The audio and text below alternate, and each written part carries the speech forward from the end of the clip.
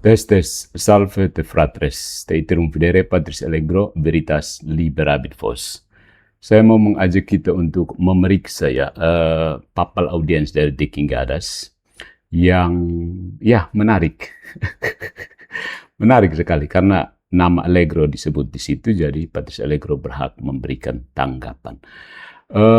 Sebelum kita masuk ke substansi, kita berputar-putar sebagaimana De Kingadas mengajak kita untuk putar-putar dulu meskipun tidak ada substansi. Maka sebelum masuk ke inti poinnya, mari kita lihat apa saja yang sebenarnya dilakukan De Kingadas pada video berdurasi lebih dari 1 jam itu. Saya akan menunjukkan bahwa pembicaraan pendeta De Kingadas sangat kaya akan teknik retorika, seni berbicara untuk mempengaruhi audiens. Meskipun dia mengklaim sedang melakukan edukasi dan apologetika, mayoritas teknik yang dia gunakan bertujuan untuk membangun superioritas dirinya, menghancurkan kredibilitas lawan, dan menguasai emosi audiens, bukan semata-mata untuk bertukar argumen logis. Nah, kita sisihkan dulu rincian teknik retorika dominan yang dia gunakan dengan contoh dari ucapannya sendiri. Mari kita tanggapi secara langsung, to the point, sebelum masuk ke teknik retorikanya. Veritas liberabit vos, bangkit, lihat dan pahami, kebenaran itu bukan milik kita, kitalah yang harus kembali. Yang pertama,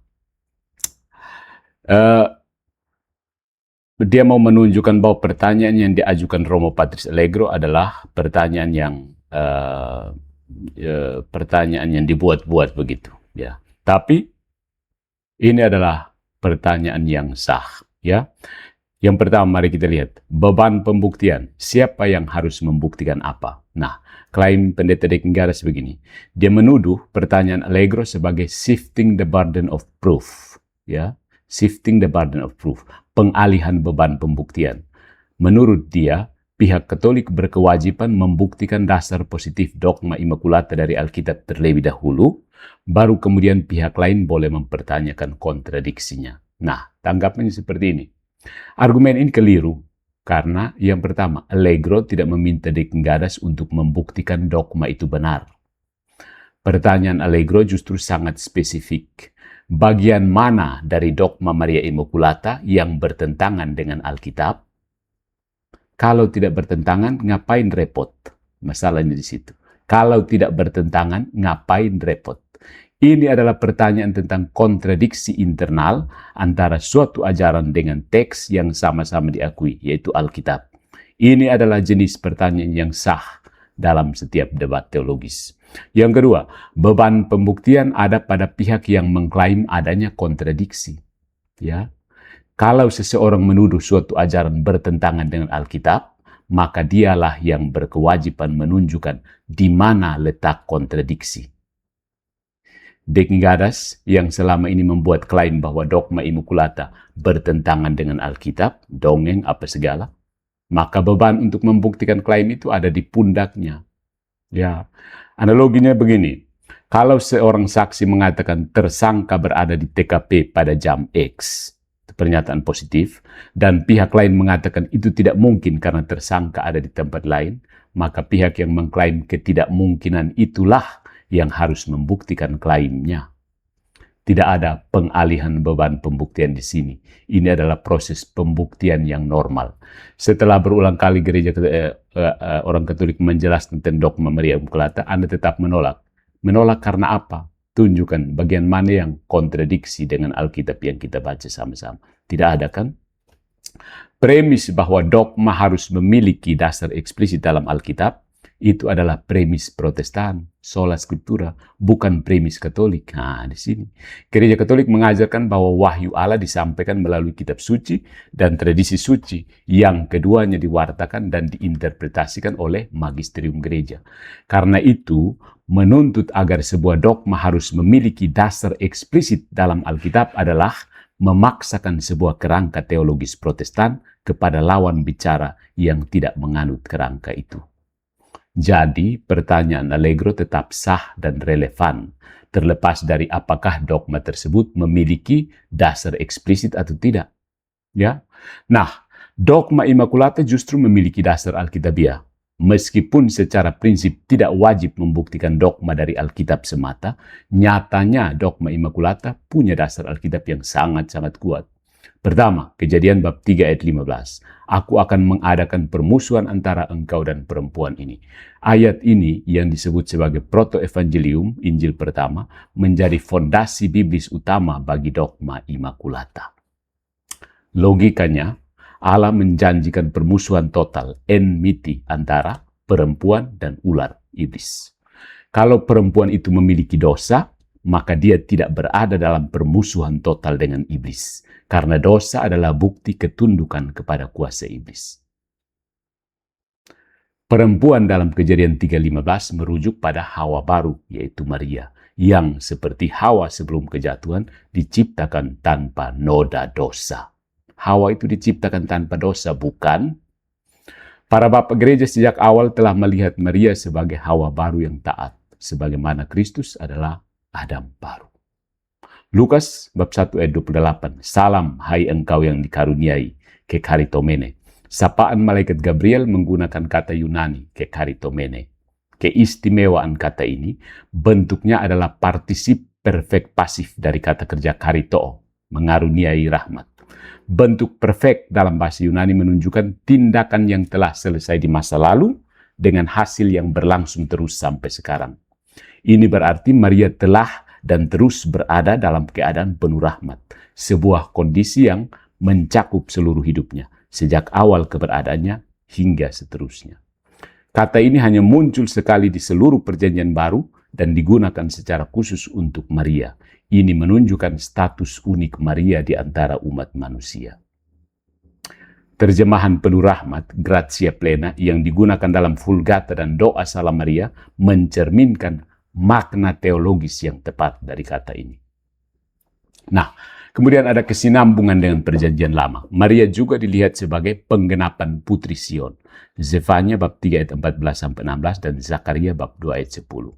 Gambaran perempuan Israel yang dikuduskan dan dipenuhi sukacita karena Tuhan hadir di tengah-tengahnya. Nah, menjawab keberatan Roma bab 3 ayat 23. Semua orang telah berbuat dosa. Klaim De Kingadas, dia menggunakan Roma 3:23 untuk membantah Immaculata dengan alasan bahwa Maria tidak memiliki dasar teologis untuk menjadi pengecualian dari pernyataan universal Paulus.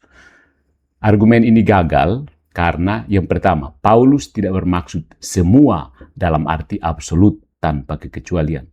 Dalam konteks Roma bab 1-4, Paulus sedang berargumen bahwa baik orang Yahudi maupun Yunani sama-sama membutuhkan keselamatan melalui Kristus dan tidak hanya pada hukum Taurat.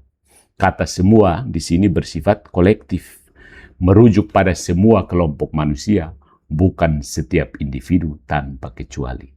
Ya kan? Alkitab sendiri mengakui adanya orang-orang benar yang dikecualikan dari pernyataan universal ini. Misalnya Nuh disebut seorang yang benar dan tidak bercela. Kejadian 6 ayat 9. Ayub disebut seorang yang saleh dan jujur. Ayub bab 1 ayat 1. Dan ada banyak tokoh Perjanjian Lama lainnya yang digambarkan sebagai orang benar. Yesus Kristus adalah pengecualian yang jelas. Kalau semua berarti benar-benar semua orang tanpa kecuali, maka Yesus Kristus pun harus termasuk. Tetapi Alkitab dengan tegas menyatakan Yesus tidak berdosa. Ibrani 4:15, 2 Korintus 5:21, 1 Petrus 2:22. Jadi semua dalam Roma 3:23 pasti memiliki pengecualian. Pertanyaannya, siapa saja yang menjadi pengecualian? Maria sebagai Hawa baru punya dasar yang sama untuk menjadi pengecualian seperti Yesus sebagai Adam baru. Sama seperti Yesus adalah Adam baru yang tidak berdosa, Maria adalah Hawa baru yang tidak berdosa. Apa yang salah? Perbedaan antara dosa asal dan dosa pribadi. Dogma Immaculata berbicara tentang pembebasan dari dosa asal, bukan klaim bahwa Maria tidak membutuhkan penebusan. Maria justru ditebus secara preventif atau preservatif oleh jasa Kristus. Ingat kan? Artinya, dia diselamatkan sebelum dosa asal sempat menguasainya, bukan sesudah dia jatuh ke dalam dosa. Ini adalah bentuk penebusan yang lebih sempurna, bukan ketiadaan penebusan.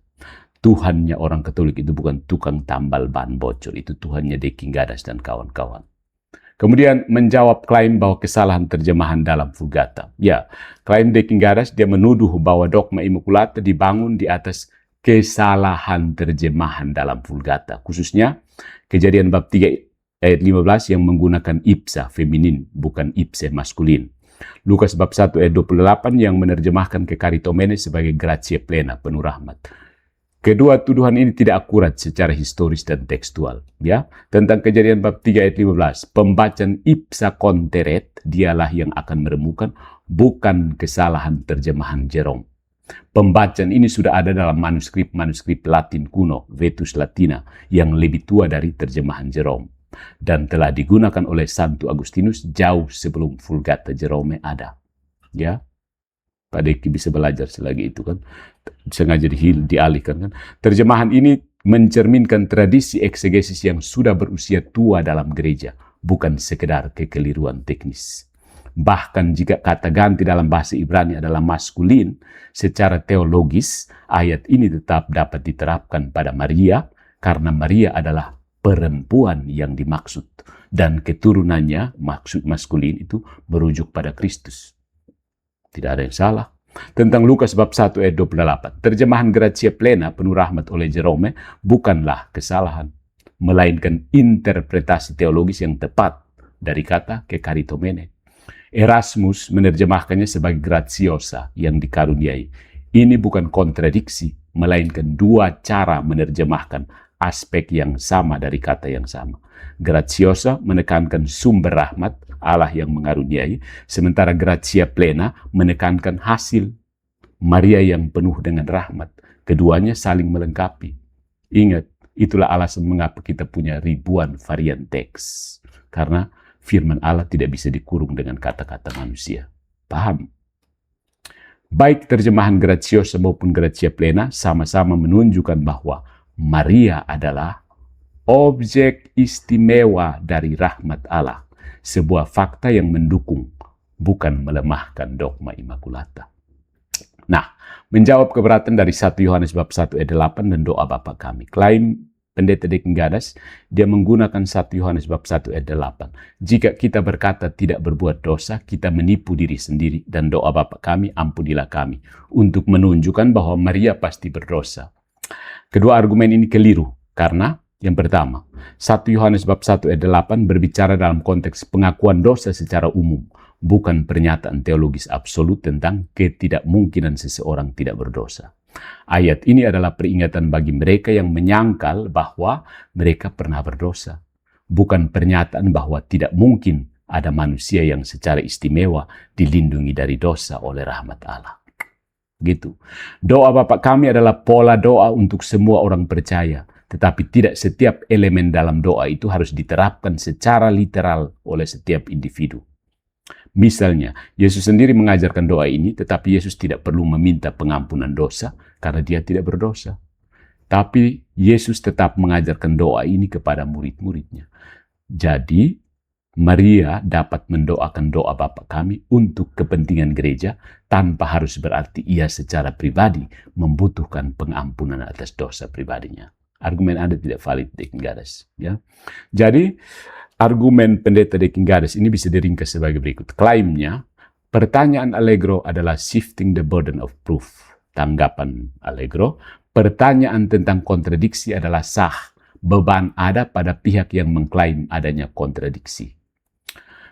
Dogma Immaculata dari De King Gadas, dogma Immaculata tidak memiliki dasar Alkitab. Tanggapannya, dogma ini punya dasar dari Kejadian bab 3 ayat 15 dan Lukas bab 1 ayat 28, bro.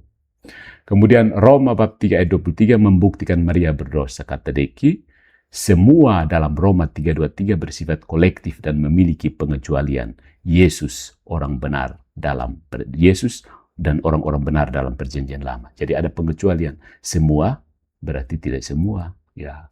Kemudian Vulgatas, kata Deki, Vulgatas salah menerjemahkan Kejadian 3:15 dan Lukas 1:28. Nah, ini poin putak liunya ada di sini. Pembacaan Ipsa sudah ada sebelum Vulgata. Gratia Plena adalah terjemahan teologis yang tepat. Yohanes 1:8 dan doa Bapa kami membuktikan Maria berdosa. Kedua teks ini tidak dimaksudkan sebagai pernyataan absolut tentang ketidakmungkinan adanya pengecualian. Kesimpulannya, pertanyaan Romo Patris Allegro, bagian mana dari dogma Maria Immaculata yang bertentangan dengan Alkitab adalah pertanyaan yang tepat dan logis. Pendeta De Kingadas gagal menunjukkan kontradiksi yang nyata karena dia tidak memahami konteks dan makna teks-teks yang dia kutip, Roma bab 3 ayat 23 dan 1 Yohanes bab 1 ayat 8. Dia mengabaikan dasar Alkitabiah yang kuat untuk dogma Immaculata berupa Kejadian bab 3 ayat 15 dan Lukas bab 1 ayat 28. Dia membuat klaim historis yang tidak akurat tentang kesalahan terjemahan Vulgata. Kemudian dia memaksakan kerangka teologis Protestan sola scriptura kepada lawan bicara yang tidak menganut kerangka itu. Dogma Maria Immaculata yang didefinisikan secara ex cathedra oleh Paus Pius ke-9 pada tahun 1854 tetap merupakan ajaran iman Gereja Katolik yang tidak bertentangan dengan Alkitab, melainkan didukung oleh Alkitab melalui pembacaan yang utuh dalam terang tradisi dan magisterium gereja. Paham? Nah, dari situ mari kita lihat. Karena dia tidak berhasil membantah Patris Allegro, apa yang dilakukannya? Ini yang menarik. Yang pertama, ini rincian teknik retorika yang dominan. Karena memang tidak punya substansi. De Kingadas, kau harus mengaku kau tidak punya substansi. Yang kamu hanya bermain dengan retorika. Yang pertama, saya tunjuk. Ad hominem, serangan pribadi dan name calling. Ini teknik yang paling mencolok, ya. Sebagai seorang dari kalangan akademisi, Anda mempermalukan para akademik di seluruh negeri Konoha ini. Contoh seperti Anda tidak layak, ya. Alih-alih hanya menyerang argumen, dia secara sistematis menyerang karakter lawan, Allegro dan Romo Postinus, untuk merendahkan martabat mereka di mata audiens. Dehumanisasi. Anda berulang kali menyebut Allegro sebagai tikus yang keluar malam-malam dari lubang dan membandingkan lawannya dengan cicak-cicak di dinding. Menuduh ketidakmampuan mental atau fisik. Dia mempertanyakan kondisi sadar Allegro saat membuat video. Apakah kamu habis minum laru? Kamu dalam keadaan sadar atau tidak? Atau kamu sedang sakau? Ini maksudnya apa? Apa hubungannya dengan argumen yang saya tanyakan? Merendahkan profesi. Dia menyebut lawan sebagai klerus pagan, penyembah berhala, dan merendahkan tanggapan Romo Postinus dengan menyamakannya dengan sahut-sahutan ala ibu-ibu yang lagi belanja tempe. Menarik ya, karena memang tidak punya substansi, kamu harus bermain di situ. Ya, kita orang NTT itu baku tahu. Kalau ada apa-apa, lu mulut besar sah. Yang kedua, pembingkaian strawman dan red herring, pengalihan isu. Ini penting. Dia membingkai ulang pertanyaan lawan agar tampak bodoh atau tidak logis, lalu mengalihkan ke isu lain yang lebih menguntungkan dia. Persis ini orang Kupang bilang putak liunya ada di sini. Dia mengklaim bahwa beban pembuktian. Pertanyaan Allegro, tunjukkan kontradiksinya adalah pertanyaan yang logis, tapi De Kingadas membaliknya dengan menyebutnya sebagai shifting the burden of proof, pengalihan beban. Ini adalah red herring karena dia tahu dia tidak bisa menunjukkan kontradiksinya. Jelas sekali. Dia tahu bahwa dia tidak bisa tunjukkan kontradiksinya. Maka dia mengalihkan kewajiban itu kepada lawan untuk membuktikan dasarnya dulu. Sesuatu yang tidak diminta oleh Allegro. Karena sudah dijelaskan. Berulang kali kan. Ya. Jadi setelah perdebatan kita, Allegro bertanya, nah sekarang tunjukkan di mana bagian yang bertentangan dengan Alkitab. Karena semua sudah dijawab. Tidak ada. Ternyata ulang saja yang sama. Kemudian ada patos, banding emosional, dan bahasa hiperbola berlebihan. Terlalu dibuat-buat, terlalu kekanak-kanakan Pak Deki. Dia menggunakan kata-kata dramatis untuk menciptakan kesan bahwa lawan sudah kalah total dan ajarannya sudah runtuh. Meskipun perdebatan belum selesai. Ya, tunjukkan, itu pertanyaan Allegro masih sah. Kata-kata kematian kekalahan seperti game over, dead end, jalan buntu, layangan putus, terombang-ambing. Kemudian bahasa provokatif seperti memporak-porandakan apa kamu ini lucunya sejagat ya. Menimbulkan rasa takut atau cemas pada lawan. Apa yang kamu katakan akan langsung ditelanjangi. Kemudian ada etos palsu, membangun citra diri dan appeal to authority, banding pada otoritas. Dia membangun kredibilitasnya dengan menyebut bahwa dia didukung oleh para ahli, bahkan ahli dari pihak lawan, untuk menunjukkan bahwa dia lebih terpelajar. Mengutip scholar Katolik, dia sengaja mengutip teolog Jesuit Franciscus Sullivan untuk memberi kesan bahwa bahkan ahli dari pihak musuh pun membenarkan kata-katanya. Pamer pengalaman, dia menyebut punya banyak staf dan mahasiswa dari Nias untuk menunjukkan bahwa dia paham budaya terkait cara baca marga dari Romo Pontianus. Padahal ini tidak relevan dengan topik utama. Kemudian ada prokatelepsis, antisipasi bantahan, ya, prebutal, ya. Dia berusaha menggagalkan argumen lawan sebelum lawan sempat mengucapkannya di video tersebut, ya. Dia menyebut hipotesis keselamatan preventif yang akan dipakai Allegro sebagai hipotesis dangdut dan hipotesis ad hoc. Anda tidak membuktikan bahwa keselamatan preventif itu salah, bertentangan dengan Alkitab. Itu masalah Anda, ya. Di mana keselamatan preventif itu bertentangan dengan Alkitab? Memberikan label seperti itu tidak menyelesaikan masalah. Jadi problemnya ada di King Gadas. Dengan membantah terlebih dahulu seperti itu, dia menciptakan ilusi bahwa dia sudah membaca semua pikiran lawan dan tetap menang. Kemudian pertanyaan retoris, rhetorical question yang menjebak. Dia mengajukan pertanyaan-pertanyaan yang tidak membutuhkan jawaban, tapi dirancang untuk membuat audiens berpikir sesuai dengan keinginannya. Hebat sekali, ya. Di Protestan itu mungkin diajar teknik untuk persuasi kayak sofisme, ya. Ingat, sofisme itu dekat dengan kata licik. Apakah kamu habis minum laru? Ini untuk merendahkan. Apakah Maria akan ucapkan kalimat ampunilah kami atau tidak? Dia memberikan dua pilihan, skip atau koreksi Yesus. Sehingga tidak ada ruang bagi audiens untuk berpikir bahwa Maria mendoakannya secara representatif untuk umat. Jadi sebenarnya yang cuci otak itu Pak Pendeta, cuci otak Anda. Protestan yang kumpul ke situ sedang dicuci otaknya. Bukan dengan argumen, tapi dengan insinuasi seperti ini. Sayang sekali yang selalu kumpul ke situ, ya. Kemudian ada repetitio, pengulangan untuk efek rhyme dan sugesti. Dia mengulang frase yang sama berkali-kali agar tertanam kuat di benak audiens. Ini apa kalau bukan cuci otak? Ya, mantra utamanya seperti ini. Kalau dogma itu benar, maka dogma itu salah. Kalau dogma itu salah, maka dogma itu salah. Ini diulang hampir setiap segmen, ya. Secara logika ini adalah tautologi, pernyataan berulang yang tidak membuktikan apa-apa, Pak Pendeta. Anda sedang mencuci otak audiens di situ. Secara retorika, pengulangan ini menciptakan ilusi kemenangan mutlak. Sayang sekali kalau Anda mengaku akademisi seperti ini. Bubarkan saja STT itu. Banyak orang terindoktrinasi di situ. Yang kedelapan, metafora dan analogi yang simplisistik. Dia menggunakan analogi sederhana, bahkan kasar sekali, untuk menjelaskan poin teologis yang kompleks, supaya tampak masuk akal di telinga awam. Analogi tabib. Kalau you tidak sakit, you tidak butuh tabib. Dia menyederhanakan konsep penebusan preventif agar terdengar absurd. Ya. Analogi panitia ad hoc. Dia membandingkan hipotesis teologis dengan panitia dadakan yang dibubarkan setelah acara untuk meremehkan seriusnya argumen lawan. Ya. Kemudian ada paralipsis atau apofasis, mengatakan sambil pura-pura tidak mengatakan. Dia mengatakan sesuatu dengan tegas, tetapi dibungkus seolah-olah dia tidak mau membahasnya. Contoh, saya tidak akan bahas soal tata bahasa Yunani. Meskipun kalau kita ke situ, saya pasti akan bikin kamu KO. Di sini dia tetap menuduh lawannya bodoh soal bahasa Yunani, tetapi berpura-pura tidak mau mempermalukan lawan. Padahal tujuannya justru untuk menyindir. Kemudian interaksi panggung, audience engagement, dan framing. Dia terus-menerus berbicara langsung kepada audiens menggunakan saudara-saudara dan meminta konfirmasi suara gambar di awal. Ini membangun kedekatan psikologis dengan audiens sekaligus menciptakan dinding pemisah antara dirinya dan audiens melawan pihak lawan, Allegro dan Romo Pontianus.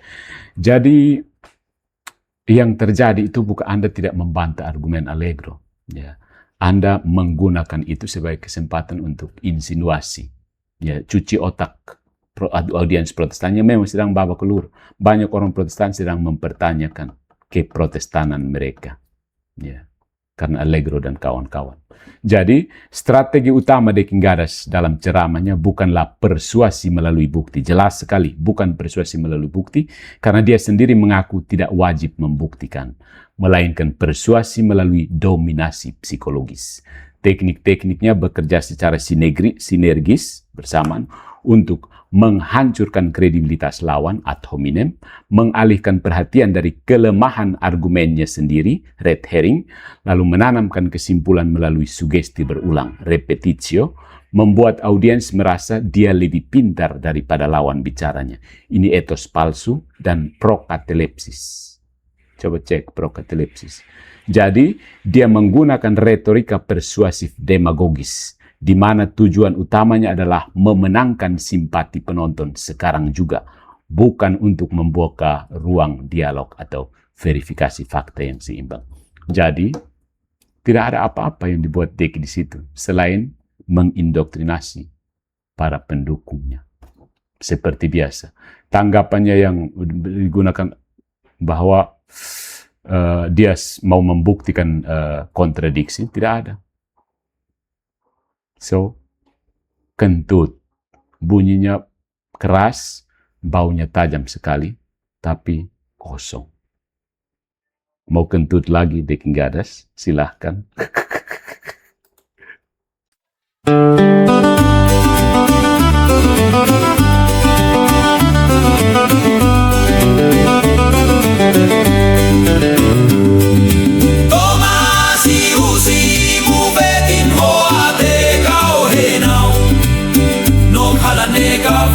Natuin hoa Funau matak mitnalali hotetus Leho muloitan biale ufufsin matan Tomasi usi mufetin hoa te kau henau Nom halanekaf natuin hoa Funau matak mitnalali hotetus Leho muloitan biale ufuf sin matan Pinalehentana le ufuf bian Mamfania pinat hoto Israel